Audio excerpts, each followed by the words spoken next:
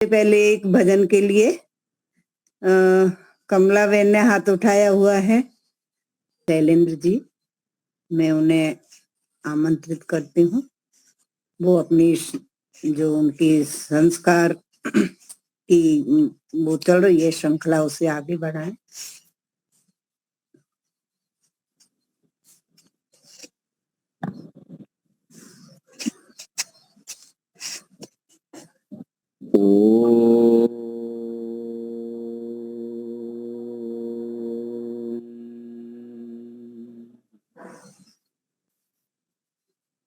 यो भूतं च भव्यं च सर्वं यश्चाधिष्ठते स्वर्यश्च केवलं तस्मै ज्येष्ठाय ब्रह्मणे नमः। तस्मै ज्येष्ठाय ब्रह्मणे नमः। इस प्रज्ञामेला इस श्रृंखला में आप सब उपस्थित समादरणीय भद्र पुरुष श्रद्धेय महेंद्र मुनि जी, पूजनिया योगेश्वरी माता जी, बहन दीपालिका जी, आचार्य दिनेश जी, आचार्य श्री दिनेश जी, नमस्ते जी। नमस्ते। नमस्ते दिनेश जी, नमस्ते। नमस्ते। और गाड़ी चलाने वाले हमारे सारथी है लालचंद जी, नमस्ते।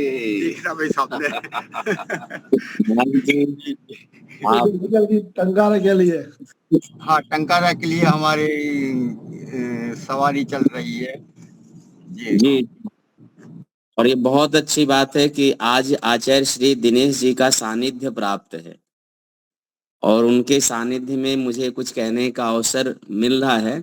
और इसके लिए विशेष करके महेंद्र जी जो हैं, उनका योगदान है कि हमें याद करते हैं सप्ताह में एक दिन। सबका बहुत बहुत धन्यवाद। देखिए, संस्कार विधि की श्रृंखला में हम सब लोग वानप्रस्थ संस्कार जो है उस पर अपने विचार प्रकट कर चुके हैं।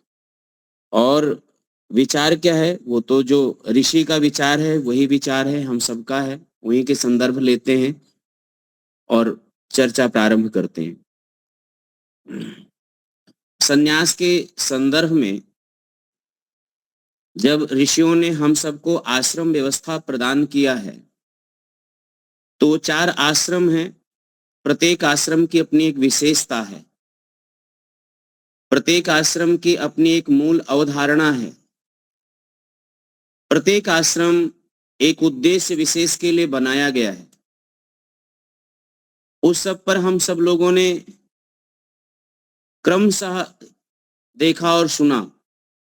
आज प्रारंभ हो रहा है संन्यास आश्रम। हम अपने व्याख्यान का जो आधार बना रहे हैं वो है संस्कार चंद्रिका, और उसके पृष्ठभूमि पर जो भूमिका लिखा हुआ है सत्यव्रत सिद्धांत अलंकार का। तो आचार्य श्री के उस पंक्तियों का आधार बना करके और अन्य शास्त्रों का कुछ अनुशीलन ले रहे हैं। तो सबसे पहले आश्रम व्यवस्था पर हम सब लोग एक थोड़ा विचार देखें कि वैदिक ऋषियों ने जीवन को एक क्रमबद्ध यात्रा में हम सबको रखा, जन्म से लेकर के और मृत्यु पर्यंत। 16 संस्कार दिए, 4 आश्रम दिए और समाज को 4 विभाग प्रदान किया है। गुण कर्म के आधार पर वो 4 विभाग हैं। हम सब लोग जानते हैं वो 4 वर्ण हैं। ये सब ऋषियों से प्राप्त हैं। सब लोग अपनी योग्यता, अपनी जिज्ञासा और सबसे महत्वपूर्ण है अपना तप, उसके बल पर वो अपने उन्नति को प्राप्त कर सकते हैं, आत्मोन्नति के पथ पर आ सकते हैं। जैसे जिसकी जितनी योग्यता, मानसिक और आत्मिक योग्यता है, वो वैसा वैसा, जिसका जितना ज्ञान विज्ञान है वो वैसा वैसा आश्रम में प्रगति करता है। तो यह एक यात्रा है, एक लंबा यात्रा है, जीवन भर का यात्रा है। और उस यात्रा के जो पड़ाव है, पड़ाव अर्थात स्टेशन, वैसा ऋषियों ने बनाया। उसमें से हम लोग एक स्टेशन पर रुके हैं जो गृहस्थ रूपी स्टेशन है। उस गृहस्थ रूपी स्टेशन पर रुक जाते हैं। उसके बाद जो 2 स्टेशन है, 2 स्टेशन के बाद जो मंजिल है, उसके विषय में हम विचार नहीं करते कि वानप्रस्थ भी एक चलना है, एक आश्रम है। उसके बाद एक और उन्नति का आश्रम है, संन्यास आश्रम है। और संन्यास आश्रम में रहते हुए जो उसका मुख्य उद्देश्य, जो अवधारणा है, उस पर चिंतन मनन बहुत कम होता है। और शुद्ध सात्विक रूप से, शास्त्रीय पद्धति से और ऋषियों के दृष्टिकोण से लाल कपड़े में तो लोग मिल जाएंगे, लाल कपड़े में दिख भी जाएंगे, चंदन मंदन कंठी माला वाले भी लोग दिख जाएंगे, वो भी सन्यासी का एक रूप लिए हुए सब लोग दिख जाएंगे। लेकिन जो सन्यास में रहते हुए जो मूल उसकी अवधारणा है, जो मूल व्यक्तित्व है, जो जिस उद्देश्य से ऋषियों ने व्यवस्था बनाया, ये ज्ञान विज्ञान हम लोगों के सामने रखा, उसकी पूर्ति होते हुए हमें और आपको नहीं दिखाई देगा। तो हमें क्या है कि जो संन्यास आश्रम है, हम सब लोग जानते हैं संन्यास आश्रम ये चौथा आश्रम है। और ये जो आध्यात्मिक विद्या है, आध्यात्मिक जो बल है, उसका ये परिपक्वता का प्रतीक है। परिपक्वता का प्रतीक है संन्यास आश्रम अध्यात्म के। अध्यात्म जब जिसका पक जाए, जिसके अंदर जिसका ज्ञान यानी जिसका ज्ञान परिपक्व हो जाए, जिसका वैराग्य का फल जिसमें लग जाता है, वो सन्यास को प्राप्त होता है। ये कोई छोटी मोटी बातें नहीं है, एक बहुत मानसिक स्तर की एक उच्च स्तर है। और वहां ये हम प्राप्त करते हैं सन्यास आश्रम में। अभी क्या है कि सन्यासी बनते नहीं है, तो उसमें बहुत सारा जो है वो एक प्रकार से समझिए कोटा बन गया है कि भाई आपकी आयु इतनी हो गई है तो आप सन्यास ग्रहण कर लीजिए, 75 वर्ष हो गया, वानप्रस्थ लिए थे, सन्यास हो जाइए। अथवा आप ये शास्त्र पढ़ लिए हैं, शास्त्र आप पढ़ लिए हैं तो सन्यास ग्रहण कर लीजिए। पहले क्या था कि हमारे जो सुयोग्य जो संत हो, जो सुयोग्य सन्यासी थे वैदिक धर्म के इस क्षेत्र में, वो लोग जल्दी किसी को सन्यास नहीं देते थे जब तक वो परीक्षण नहीं कर लेते। परीक्षण करने के बाद जब तक के देख नहीं लेते कि इनका शुद्ध वैराग्य नहीं है, तब तक लाल कपड़ा किसी को दिया नहीं जाता था। सन्यासी बन नहीं सकता था। वो जिस आश्रम में, वो वानप्रस्थ आश्रम में है तो वहीं रहे, क्योंकि इनका दायित्व बहुत बड़ा होता है। लोग एक बात बार बार पूछते हैं कि कौन सा आश्रम बड़ा है, सन्यास आश्रम बड़ा है कि गृहस्थ आश्रम बड़ा है। स्वामी जी ने सत्यार्थ प्रकाश में लिखा कि भाई गृहस्थ आश्रम बड़ा है। तो इस पर मेरा विचार ये है कि हमें अपनी दृष्टिकोण से देखना होगा कि किस दृष्टि से कौन सा आश्रम बड़ा है। ध्यान रखिएगा, वास्तविक जब हम श्रेष्ठता का तुलना करेंगे तो जो ज्ञान में श्रेष्ठ होता है, जो विद्या के बल में श्रेष्ठ है, वही श्रेष्ठता होती है।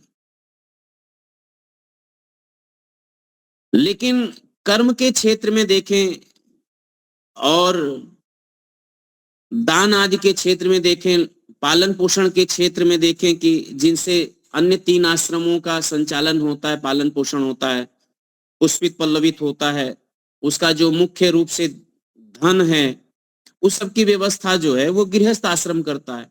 तो इस दृष्टि से तो गृहस्थ आश्रम बड़ा है, लेकिन ज्ञान की दृष्टि से, विवेक के दृष्टि से संन्यास आश्रम बहुत श्रेष्ठ है, बहुत श्रेष्ठ है, ऊंचा है। इसलिए सन्यासी का जो स्थान होना चाहिए समाज में, वो सबसे ऊंचा होना चाहिए। और सन्यासी किसी का नहीं होता, और सन्यासी सबका होता है। ये ध्यान रखिएगा, लोक में सन्यासी किसी का नहीं होता और सन्यासी सबका होता है। कोई व्यक्तिगत किसी से उसका राग नहीं है और व्यक्तिगत वो किसी से द्वेष नहीं करता। पूरे विश्व के प्राणी मात्र के, कोई देश में नहीं बदता, समाज में नहीं बदता, किसी एक देश का व्यक्ति नहीं है, वो एक प्राणी का व्यक्ति नहीं है, एक समुदाय का नहीं होता सन्यासी। सन्यासी सबका होता है, सबके कल्याण की भावना करता है, सबके उत्थान की भावना करता है, सबको ईश्वर प्राप्ति का मार्ग प्रशस्त करता है। वो सन्यासी का धर्म है, वो सन्यासी का जीवन है, वो सन्यासी का ऊंचा आश्रित होता है। तो इसलिए एक बात है कि ब्रह्मचर्यम समाप्त्य गृही भवेत। यदि आप ब्रह्मचर्य आश्रम आपका समापन की ओर है तो आप गुरुकुल में पढ़ते हैं, तो वहां समावर्तन संस्कार के पश्चात अब आप गृहस्थ में प्रवेश करिए। समावर्तन संस्कार हो गया तो गृहस्थ में प्रवेश करिए। गृहस्थ में रहते हुए एक समय सीमा है, एक कर्तव्य और दायित्व है, यदि उसकी पूर्ति हो गई तो गृही भूत्वा बनी भवेत, अब वानप्रस्थी बन जाइए। और वानप्रस्थ में रहते हुए साधना करते हुए अभ्यास और वैराग्य का पालन करते हुए मानसिक और आत्मिक बल आपको प्राप्त हो गया तो बनी भूत्वा, वन को छोड़ करके, वन से हो करके निकल करके प्रव्रजेत, अब आप जो है सन्यासी बनिए और भ्रमण करिए। अपने ज्ञान विज्ञान का, अपने ज्ञान विज्ञान का सब तक पहुंचाइए। यह पंक्ति बहुत प्रसिद्ध पंक्ति है, लंबी पंक्ति है।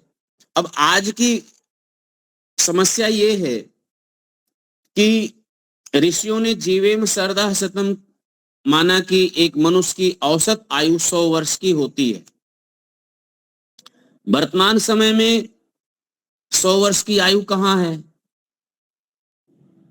अब एक कार्य के कई कारण होते हैं, एक समस्या है तो समस्या के कई कारण होते हैं। आयु कम हो रहा है तो ये हमें दिख तो रहा है कि आयु लोगों का कम हो रहा है, लेकिन इसके कारण कई हैं, कुछ भी हो सकता है, उस पर हम नहीं जाना चाहते।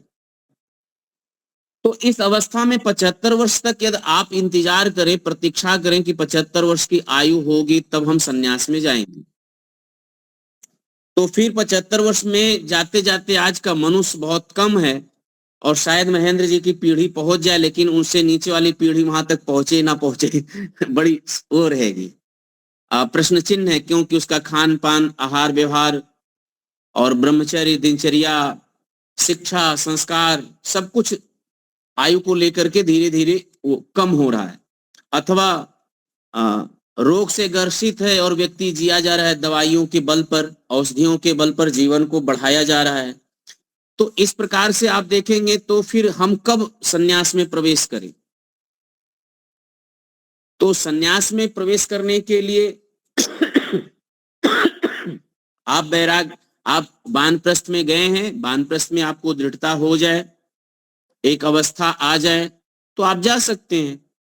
आपके अंदर विवेक और वैराग्य हो गया है, संसार में वास्तविक रूप से नश्वरता आपको मिल जाए तो हम जा सकते हैं वानप्रस्थ में, सन्यास में जा सकते हैं वानप्रस्थ से होकर के। सन्यास की सही धारणा क्या है, उसकी अवधारणा क्या है? सन्यास की आवश्यकता क्यों है?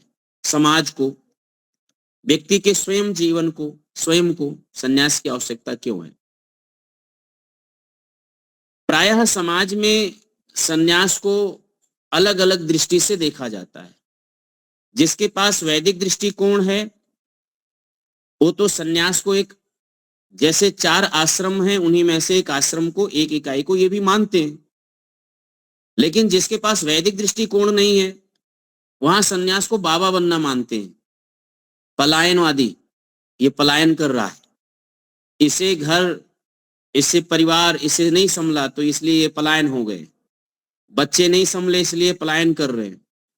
अब उसको भगौड़ा मान लेते हैं कुछ लोग बाबा मान लेते हैं कि चलो बाबा के भेष में, और समाज में ऐसी स्थितियां, ऐसी परिस्थितियां, ऐसी बीमारियां बहुत सारा निकल करके आता ही है लाल कपड़े में, और बहुत सारी कमियां आ रही हैं। आप देखने को पेपरों में सब कुछ मिलता ही है कि लाल कपड़े को, तो उसमें क्या है कि संन्यास आश्रम का दोष नहीं है, ऋषियों की बनाई गई व्यवस्था का दोष नहीं है। यह बुद्धिजीवियों को समझने की आवश्यकता है कि ये व्यक्तिगत व्यक्ति का दोष है। उदाहरण के लिए कोई व्यक्ति गायत्री मंत्र का जप कर रहा हो, जप करता है, ध्यान करता है, और उसको किसी ने दुकान पर देखा कि ये व्यक्ति नशा भी कर रहा है, सिगरेट भी पी रहा है, शराब भी पी रहा है, और गायत्री मंत्र का जप भी करता है, और आर्य समाज में जाके हवन भी करता है। अब कोई कहे कि आर्य समाज में जाकर के हवन करता है, सुबह शाम संध्या वंदन करता है और बीड़ी सिगरेट भी पीता है, ऐसे भी देखे गए, गायत्री जप करता है, क्या मतलब हुआ फिर? तो इसमें गायत्री मंत्र के जप का, अग्निहोत्र का, अथवा उसने सही दिशा में या गलत दिशा में किस पद्धति से सीखा, कैसे सीखा, यदि वो संध्या के नाम पर बैठता है तो उस संध्या का कोई दोष नहीं है। दोष व्यक्ति का है, व्यक्ति के संस्कार का है, व्यक्ति के परिवरिश का है, व्यक्ति के पूर्व जन्म के कर्मों का है, या इसी जन्म के कर्म का संगति का है कि उसको इतना बड़ा आत्मबल नहीं मिला, उसको इतना बड़ा संकल्प नहीं है, उसका इतना संकल्प दृढ़ नहीं है, और इस प्रकार के दुर्व्यसनों में वो फंसा हुआ है। तो प्रायः समाज में व्यक्तिगत जो दोष होते हैं, व्यक्ति का जो दोष होता है, उस दोष को पद्धति पर लागू कर देते हैं, व्यवस्था पर लागू कर देते हैं, और लोग व्यवस्था को दोष देने लगते हैं कि ये संन्यास आश्रम की व्यवस्था का दोष है। अभी एक बच्ची का सन्यासी के रूप में, एक बच्ची का ये राजस्थान का ही हो रहा है, उसका अब वो सुसाइड हुआ कि आत्महत्या हुआ, क्या हुआ, कैसे हुआ, सन्यासी थी, भागवत कथा करती थी। अब वो सन्यासी, उसके गुरु थे, कुछ फोटो उसके वायरल हुए, कुछ वीडियो वायरल हुए, और उसके नाम पर वो चल रहे।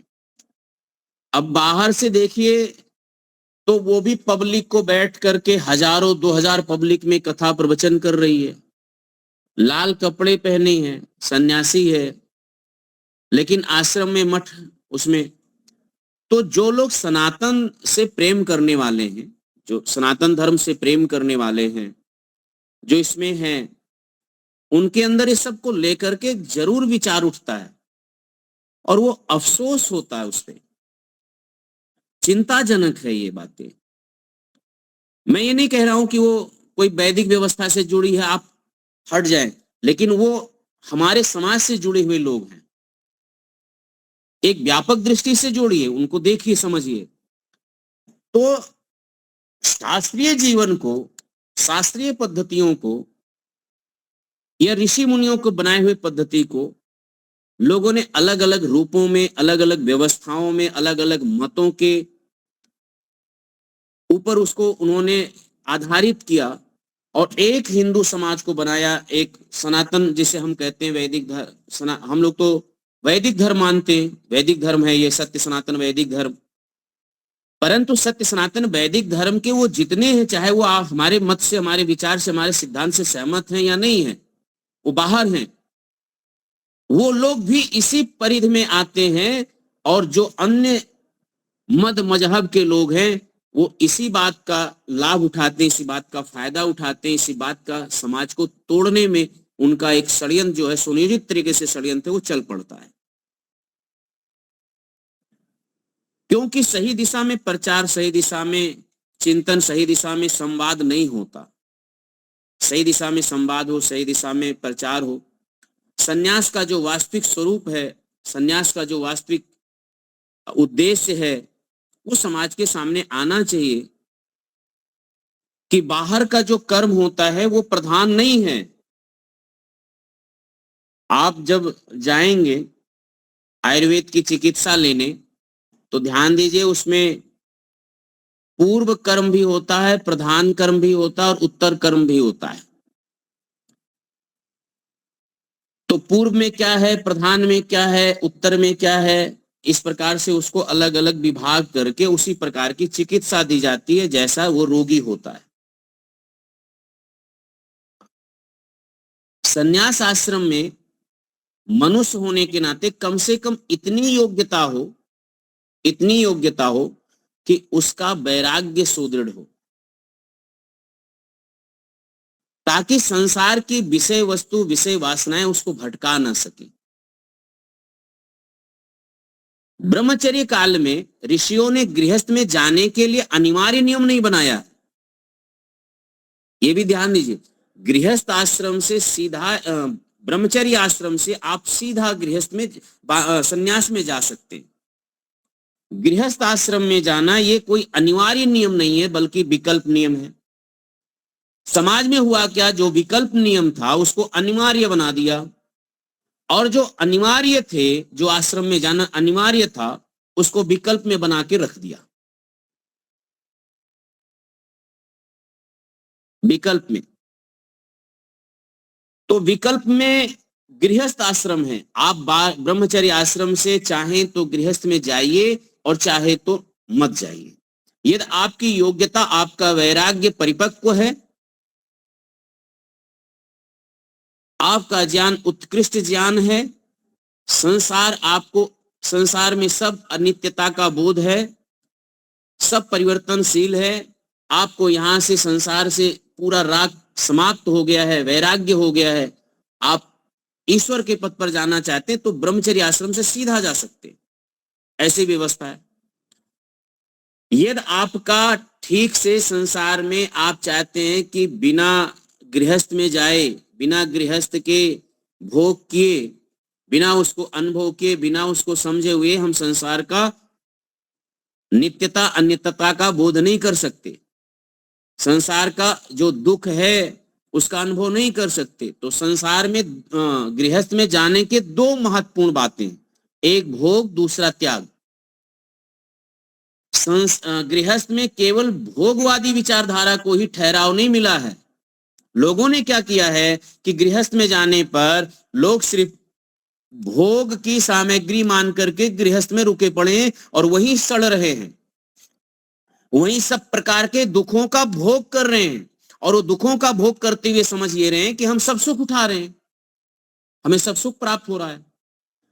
अंदर से पीड़ित है, मन से पीड़ित हैं, गृहस्थ में रहते हुए वैचारिक रूप से तनाव से ग्रसित हैं, नींद नहीं आ रही उसके लिए टेबलेट खा रहे हैं, लेकिन उनको अध्यात्म और ईश्वर प्रिय नहीं लग रहा है, धर्म क्षेत्र उनको प्रिय नहीं लग रहा है। उनको वहां संसार में दुख इतना पड़ रहा है, लेकिन इतना अविद्या से इतना ग्रसित हैं, मोह से इतना ग्रसित हैं। वास्तविकता जो वैदिक दृष्टिकोण है वो गृहस्थ में भी आवश्यकता है। गृहस्थ का उद्देश्य जहां आप भोग उपभोग है, वहीं त्याग की भी मूल अवधारणा है। जिसमें हम जाते हैं वहां से हम निकलते हैं, ये हमारा स्वाभाविक और प्राकृतिक नियम है। आप गृहस्थ में गए हैं तो गृहस्थ से निकलने का भी यह नियम होना आवश्यक है। मान लिया जाए अभी हम टंकारा जा रहे हैं, जैसे महेंद्र जी, तो टंकारा जा रहे हैं, टंकारा ही रह जाएंगे, टंकारा से जाएंगे, अपने उद्देश्य की पूर्ति करेंगे और निकल आएंगे। आप गृहस्थ में गए हैं तो गृहस्थ की जो उद्देश्य है उसकी पूर्ति करिए, वहां से निकलिए। काहे को रुके पड़े हैं? और रुके पड़े रहेंगे तो फिर तो तनाव, ये सब संसार का जो दुख है वो तो मिलेगा। अतिरिक्त अतिक्रमण करेंगे तो सीमा का अतिक्रमण करने का परिणाम और फल दोनों मिलेगा ही आपको। तो इस प्रकार से गृहस्थ से जो विचार है वो मूल रूप से ये था कि आप भोग करके अनुभव ले लीजिए, ताकि वहां से जाकर के, और जब भोग हो रहा है तो विद्या पूर्वक उसका भोग होना चाहिए, ज्ञान पूर्वक उसका भोग होना चाहिए। वास्तविक और यथार्थ और सत्य की खोज की जिज्ञासा से आप गृहस्थ में रहिए, और जब आपको सत्य हाथ लगे कि संसार नश्वर है, यहाँ दुख ही है, यहाँ से निकलना आवश्यक है, तो वानप्रस्थ और फिर सन्यास की तरफ आप आगे अपने को प्रगति करी, ये प्रगति का मार्ग है।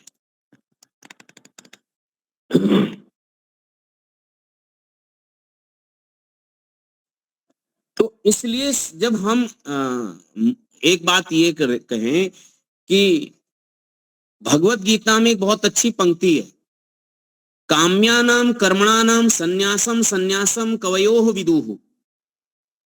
बहुत अच्छी पंक्ति है, काम्यानाम कर्मणाम संन्यासम संन्यासम कवयो विदुः। यानी जो कामना रूपी कर्म या कामनात्मक जो आपके कर्म हैं उसका त्याग ही करना, उसका त्याग करना ही संन्यास है। यानी साकाम कर्मों का, सांसारिक कर्मों का, सांसारिक पदार्थों की उपलब्धता का त्याग करना, चित्त से त्याग करना। कह रहे ऐसे लोग कवयो, यानी जो ज्ञानी लोग होते हैं वो इस ज्ञान को प्राप्त करके, जो ज्ञान को प्राप्त करके वो संसार को छोड़ देते, और जो इस प्रकार से संसार को मानसिक रूप से छोड़ता है, अंतःकरण से छोड़ता है, वो संन्यास प्राप्त करने का या संन्यास के धर्म को निभाने में वो बिल्कुल सशक्त होता है।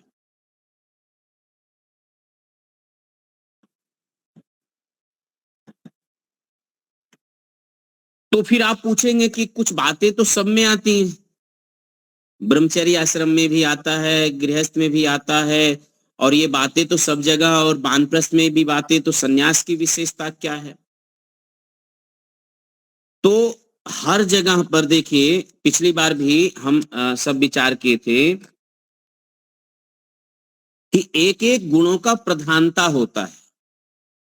ब्रह्मचर्य आश्रम में ज्ञान अर्जन की प्रधानता है, गृहस्थ में सबके साथ साथ होते हुए, सबका साथ साथ होते हुए धनार्जन की प्रधानता है, और वानप्रस्थ में साधन की, अभ्यास की और वैराग्य प्राप्ति की प्रधानता है, और संन्यास आश्रम में विरक्त हो जाने की प्रधानता है, विरक्त भाव में आ जाना ही प्रधानता। तो जो आप अन्य गुणों को देख रहे हैं, अन्य बातों को देख रहे हैं, तो इस बात को हम लोग स्पष्ट रूप से समझ लें कि सद्गुण तो ब्रह्मचर्य आश्रम में भी, गृहस्थ आश्रम में भी जितने सद्गुण होने चाहिए, जितने ईश्वर प्राप्ति के होने चाहिए, जितने अन्य और व्यवस्था बनाया गया है वो होना चाहिए, वही चीज यहां भी वानप्रस्थ में भी मिलेगा।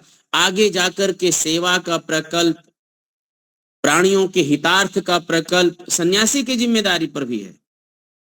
ज्ञान विज्ञान का उपदेश करना, वेद का प्रचार करना, वेद की सेवा करना, ये सन्यासियों के ऊपर भी निर्भर होता है।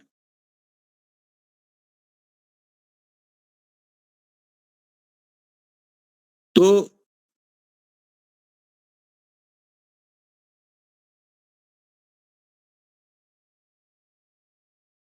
अथर्ववेद में एक बहुत अच्छा मंत्र है, और मंत्र की वो पंक्ति है हम सब लोग जानते और समझते। ब्रह्मचर्येण तपसा देवा मृत्यु पाघनता। प्रारंभ में जिसने ब्रह्मचर्य पूर्वक आयु को प्राप्त कर लिया है, आयु को प्राप्त कर लिया, अकाल मृत्यु से, अकाल मृत्यु का अभिप्राय है रोग से ग्रसित होकर के नहीं मर रहा है, शरीर उसका ठीक ठाक है, मृत्यु पर विजय प्राप्त कर लिया। अब मृत्यु तो कई प्रकार के बताए जाते हैं, हम बार बार सुनते हैं स्वामी विवेकानंद जी से कि मृत्यु 101 प्रकार की होती है। आपके हाथ में कौन सी मृत्यु लगती है आप जाने, हम लोग के हाथ में कौन सी मृत्यु लगती है, हम लोग के भाग्य में, प्रारब्ध में कौन सी मृत्यु आती है, कौन जानता है। सब अलग अलग प्रकार के होते हैं, वो अलग भी है। लेकिन ये है कि ब्रह्मचर्य और तपसा साधकतमम करणम, ये तृतीया विभक्ति में है। जिसने ब्रह्मचर्य और तप को साधन बनाया है, ऐसे लोग दुख पर विजय प्राप्त कर लेते हैं, पर विजय प्राप्त कर लेते हैं।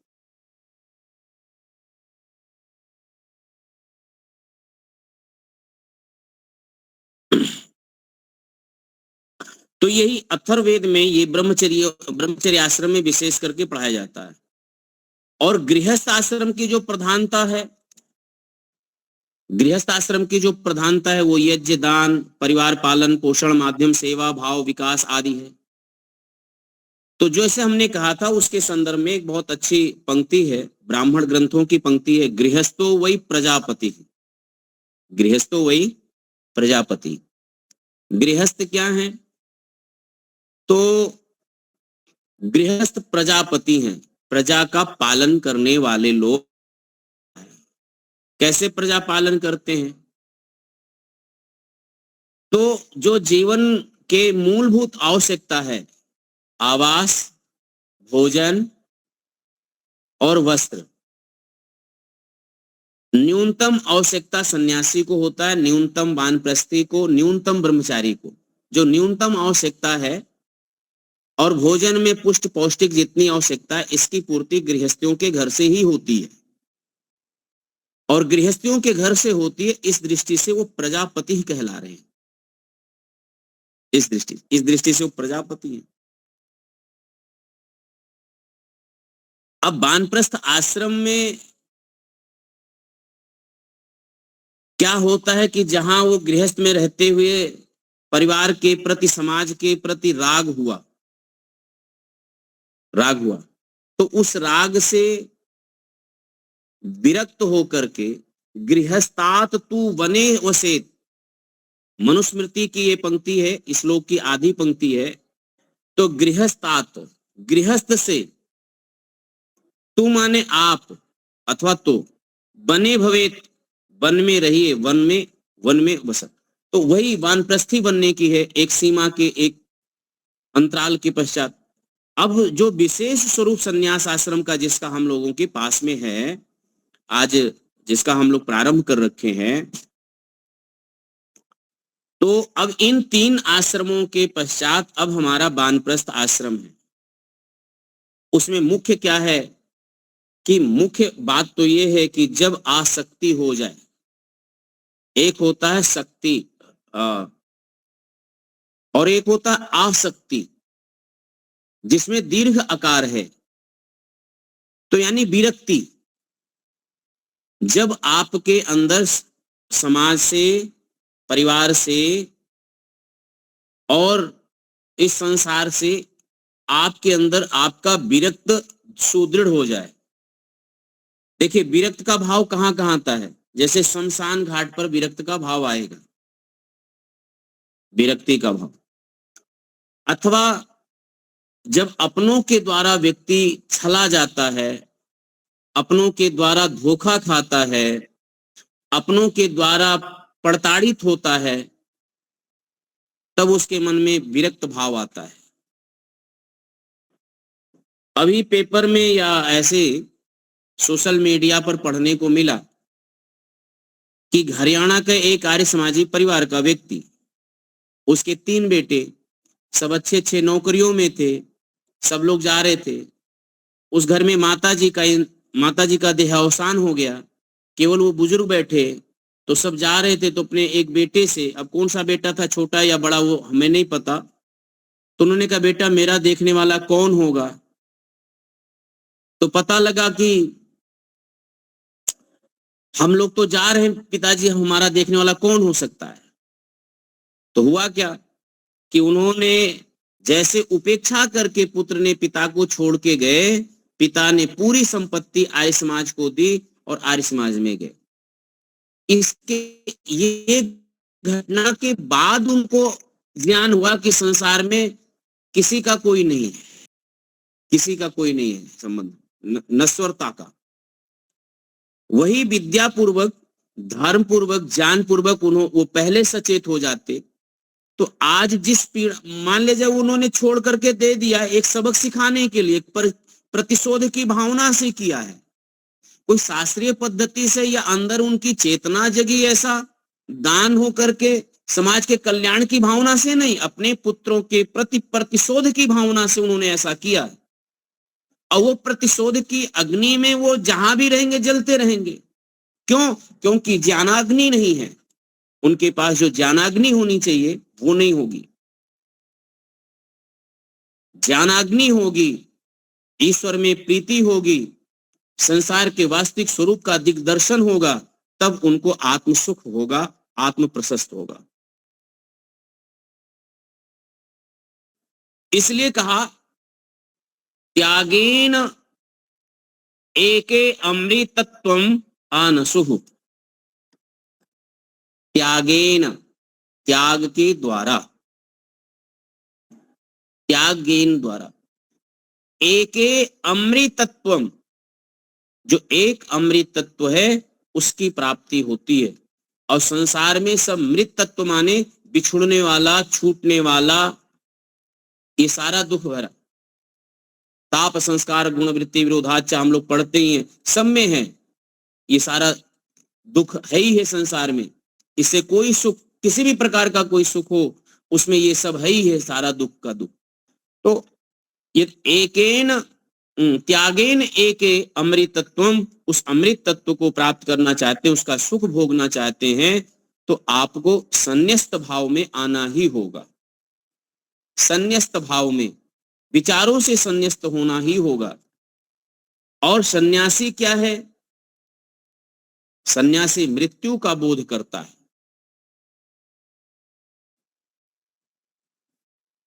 मृत्यु का बोध करता है। तो कामनाओं से मुक्त होकर के, कामनाओं से मुक्त होकर के अमृत तत्व की प्राप्ति करे। अमृत तत्व की प्राप्ति के लिए पूरा ज्ञान विज्ञान को संचित करे, आगे बढ़े। यदा सर्वे प्रमुच्यन्ते कामा ये यस्या हृदय श्रिताः, अर्थात यदा सर्वे प्रमुच्यन्ते कामा यस्या हृदय श्रिताः, यह भी उपनिषद का ही वचन है कि हमारा लक्ष्य क्या है। तो लक्ष्य है त्याग पूर्वक सेवा। त्याग पूर्वक सेवा, ना कि संन्यास आश्रम निष्क्रियता का प्रतीक है, निष्क्रियता का प्रतीक नहीं है, त्याग पूर्वक सेवा का प्रतीक है। वेद की सेवा, ज्ञान विज्ञान की सेवा, आप ध्यान लगा लगा करके, उपासना कर करके जो आपको ज्ञान बल, आत्म बल, प्रसन्नता मिला है, वो औरों में आप उसको विस्तारित करिए, प्रचारित करिए, लोगों का मार्ग प्रशस्त करिए। ईश्वर के प्रति लोगों की भावना दृढ़ हो, लोग ईश्वर के प्रति भाव जगा सके, ये सन्यासियों का धर्म है। सन्यासियों का धर्म है ये। आज क्या है, सबसे ज्यादा कोई या तो अंधकार पूर्ण ढंग से लोग ईश्वर को मान रहे हैं, और या तो ईश्वर को नाकार रहे हैं, नास्तिक बन रहे हैं।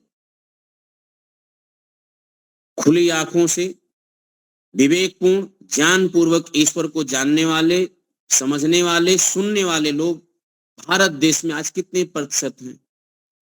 कितने प्रतिशत हैं? और इस पर इस प्रकार की चर्चा परिचर्चा करना, संवाद करना, बैठ करके, देखिए हम लोग बैठ करके 10-15 लोग 20 लोग बैठ करके इस प्रकार की चर्चा ईश्वर की करें, सन्यास के वास्तविक स्वरूप पर चर्चा करें, देखें तो इनकी संख्या बहुत कम है, बहुत न्यून है, बहुत कम लोग हैं।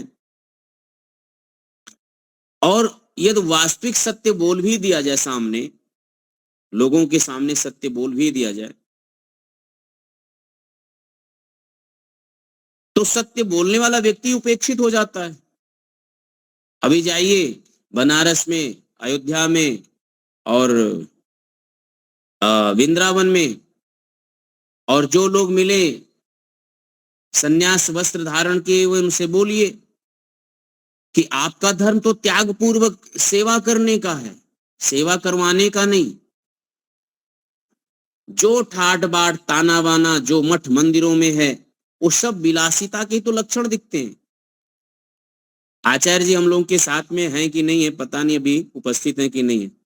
इतना त्याग पूर्वक जीवन, सुबह 4 बजे से लेकर के शाम तक पूरा आश्रम देखना, विद्यार्थियों का निर्माण करना और प्रचार प्रसार करना, साहित्यों का प्रचार प्रसार करना, अतिथियों का आना, उन पर महर्षि ऋषि दयानंद के मिशन के प्रति प्रीति जगाना, ये सब कार्य विशेष कार्य है। लेकिन अकेला ऐसा 2, 4, 10, 20, 50 आचार्य दिनेश जी जैसे से कार्य नहीं होगा। यदि हर एक गांव में 2-2, 4-4 लोग नहीं होंगे इस प्रकार से, तो प्रेरणाएं प्रदान नहीं कर सकते। हमारे पास में इतना समाज में होना ही चाहिए, एक सन्यासी, एक आचार्य, एक कम से कम 10-20 ब्रह्मचारी हर गांव में एक होना ही चाहिए।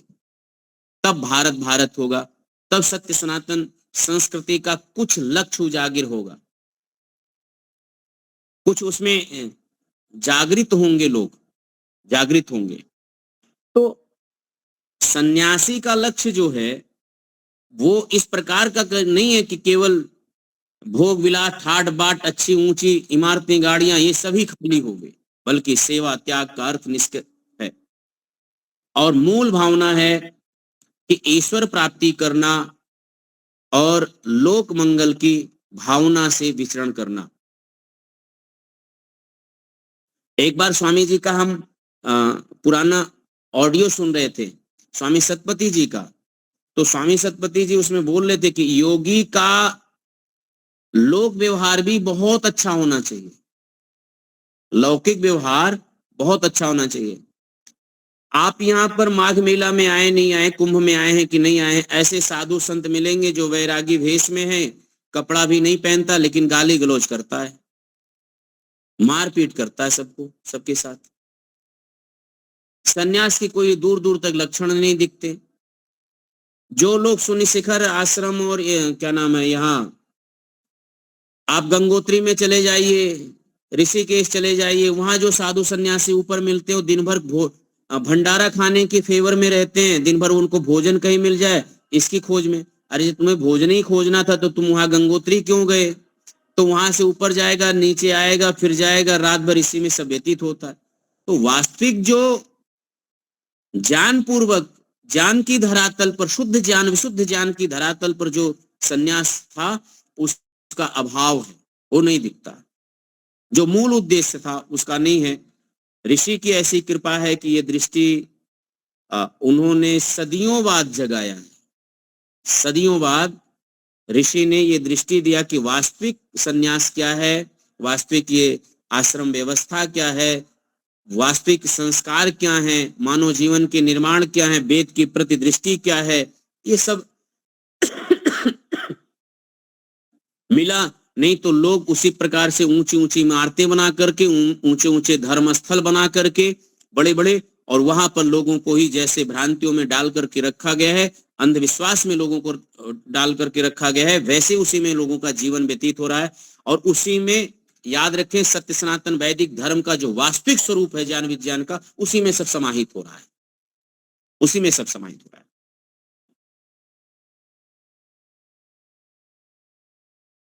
इसी बात को देखिए, गीता मतलब लोगों का प्रिय विषय हो सकता है, नहीं भी हो सकता है, कुछ बातें हो नहीं सकती, लेकिन कुछ पंक्तियां ऐसी हैं जो चेतना को जागृत करती हैं, जगा देती हैं चेतना को। लोक संग्रहम एवापि संपश्यन कर्तुम अर्हसि, ये भगवत गीता का है भाव। इसमें यही है कि हमारे लोक संग्रहम एवापि संपश्यन, जो समदृष्टि से देखने वाला हो, और लोक संग्रह यानी लोक कल्याण की भावना हो, लोक कल्याण की भावना, ऐसा भाव लेकर के जो चलते हैं वो संन्यस्त जीवन जीते हैं, संन्यस्त जीवन जीते हैं।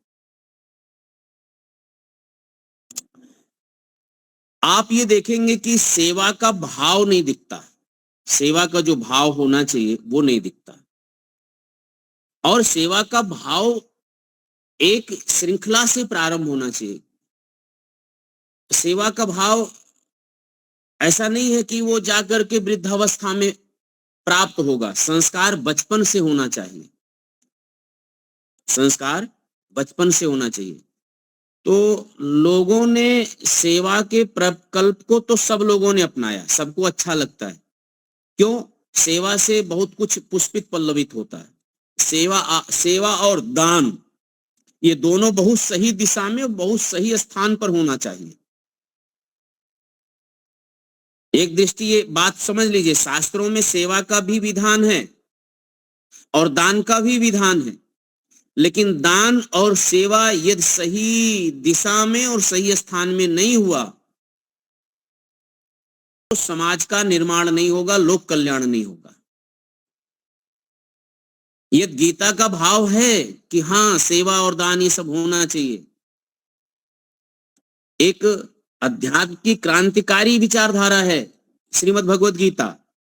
यदि उसमें से निकाल करके और वैदिक दृष्टिकोण से उस पर व्याख्यान किया जाए तो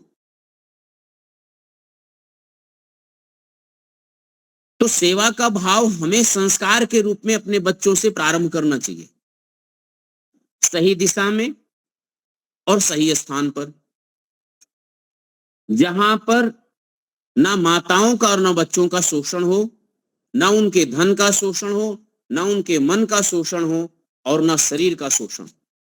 आज समाज में नाना प्रकार के प्रकल्प ईश्वर प्राप्ति के, नामदान के, कामदान के बने हुए हैं और वहां पर सेवा का मुख्य रूप अपनाया।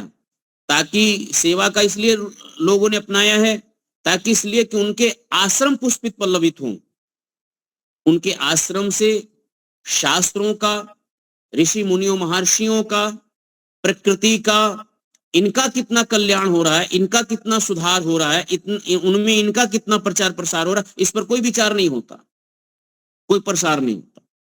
तो यदि हम सेवा का प्रकल्प है तो सही दिशा में, सही स्थान पे यदि ये करते हैं तो ये बहुत पुनीत कार्य है, बहुत पवित्र कार्य है, बहुत उत्तम कार्य है। और ये यहीं से सेवा से प्रारंभ करना चाहिए। व्यक्ति अपनी आवश्यकताओं पर केंद्रित रहता है, अपनी आवश्यकताओं पर जब केंद्रित रहता है तो वहां से उसको निकालिए। बच्चा क्या है? बच्चा अपनी आवश्यकता, अपनी इच्छाओं पर केंद्रित होता है। बालक जो है ना, वो जब तक आप सोचते हैं कि अच्छा अभी अबोध है, अभी तो बालक है, अभी तो ना समझ है, अभी तो 12th में पढ़ रहा है, अभी तो इसमें उसमें पढ़ रहा है। मेरे भाई, 12वीं का लड़का 18 साल का हो गया, उसको अच्छे और बुरे की पहचान हो गई, अभी वो नाबालिग है, अबोध है। इसका मतलब सही संस्कार, सही परवरिश का दिक्कत है, कठिनाई है। उसके जीवन में कोई सही ज्ञानात्मक दिशा देने वाला व्यक्ति नहीं है।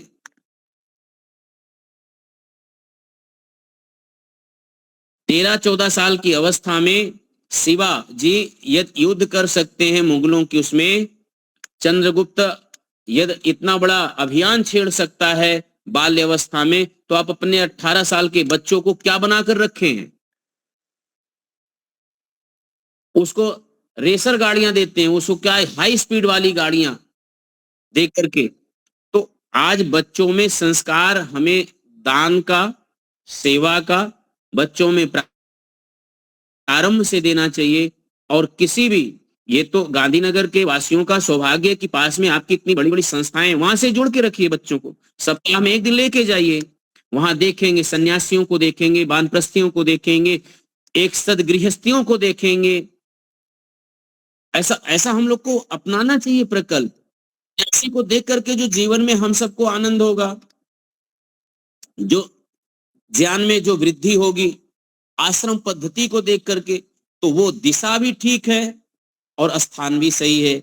वहां आपका एक भी रुपया आपने दिया तो वो आपका लाखों में आपको वो परिवर्तित होते हुए वहां दिखाई देता है। तो ऐसे स्थानों पर तो ये यहाँ से सेवा का प्रारंभ करके जो आपने बचपन में सेवा अपनाया, जो संस्कार आपने पाया, वो वानप्रस्थ के बाद सन्यास में भी बहुत बलवत्त कार्य करता है। कहने का अभिप्राय ये, सीधा सीधा सन्यास में कोई संस्कार कार्य नहीं करता कि आप सीधा सन्यास ले लिए, आयु हो गया और आपका संन्यास्त जीवन हो गया, ऊंचा आदर्श हो गया, ऐसा कुछ नहीं। बचपन से सन्यासी के भाव को लेकर के यदि उधर जाना है तो उधर धीरे धीरे धीरे धीरे हमें संस्कार उत्तम बनाने होते हैं गृहस्थ आश्रम के। तो महान भाव, बातें तो और भी बहुत सारी हैं, तो अगले कक्षा में हम सब लोग करेंगे कि हमें कैसे आगे बढ़ना है। शास्त्रों की पंक्तियों के अनुरूप अपने जीवन, अपने व्यवहार को अपनाना होगा। आप सभी का बहुत बहुत धन्यवाद, बहुत बहुत साधुवाद। आप सभी लोगों ने सुना है, अपनी बातों को यहीं समेटते हुए पुनरप आप सबका आभार। बहुत बहुत बहुत बहुत धन्यवाद आचार्य जी, बहुत बहुत आभार। जी आप बहुत ही अच्छी व्याख्या आपने की है संन्यास की। अब आगे शंकर भाई, शंकर भाई हैं हमारे, हाँ हैं क्लास में हैं। शांति पाठ कराइए। बहुत अच्छा आचार्य जी का जो हम लोग सुन रहे हैं। ज्ञान तो है ही है, लेकिन ज्ञान का प्रयोग नहीं हो रहा है। अब प्रेरणाएं इसी से मिलेंगी, आचार्य जी से ही। कक्षा का समापन शांति पाठ हो जय घोष से। पहले शांति पाठ। ओम ध्यो शांति अंतरिक्षम शांति पृथ्वी शांतिरापः शांतिरोषधयः शांतिर्वनस्पतयः शांतिर्विश्वे देवा शांतिर्ब्रह्म शांतिः सर्वं शांतिः शांतिरेव शांतिः सामा शांतिरेधि। ओम शांति ही शांति ही शांति। जय घोष। जो बोले सो अभय। सत्य सनातन धर्म की जय हो। मर्यादा पुरुषोत्तम भगवान रामचंद्र के जय हो, योगीराज भगवान कृष्णचंद्र के जय हो, व्याकरण सूर्य गुरु विरजानंद की जय हो, युग प्रवर्तक महर्षि